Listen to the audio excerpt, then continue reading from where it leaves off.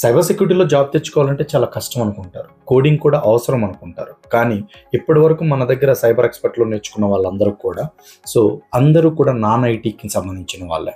And then career gap ఉన్న వాళ్ళే. ఇంకా చెప్పాలి అంటే కొంతమంది ఫార్మసీ, బీకామ్ నుంచి వచ్చిన వాళ్ళే. డిగ్రీ బ్యాక్‌గ్రౌండ్ కానీ, ఎంసీఏ బ్యాక్‌గ్రౌండ్ కానీ, ఎంబీఏ బ్యాక్‌గ్రౌండ్ నుంచి వచ్చిన వాళ్ళే. సో వీళ్ళందరూ కూడా సైబర్ సెక్యూరిటీ మన దగ్గర నేర్చుకొని టాప్ ఎంఎన్‌సీలో ప్లేస్ అయ్యారు. ఎందుకు అంటే సైబర్ సెక్యూరిటీలో ఎక్కడా కూడా కోడింగ్ అవసరం ఉండదు. మీకు ప్రాబ్లమ్ సాల్వింగ్ సొల్యూషన్స్ అంటే స్కిల్ కనుక ఉంటే కనుక సరిపోతుంది.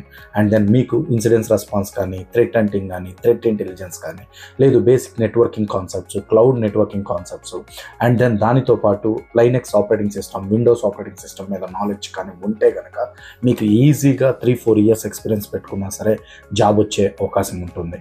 ఎందుకు అంటే సైబర్ సెక్యూరిటీ అనేది కోడింగ్ సబ్జెక్ట్ కాదు, ఇది నాన్ కోడింగ్ సబ్జెక్టు. అండ్ ఎవరైనా ఏ ప్రొఫెషనల్ అయినా నేర్చుకోవచ్చు. అండ్ ఈజీగా మీరు కూడా సైబర్ సెక్యూరిటీలో జాబ్ తెచ్చుకోవాలంటే ఎన్రోల్ అవర్ కోర్స్.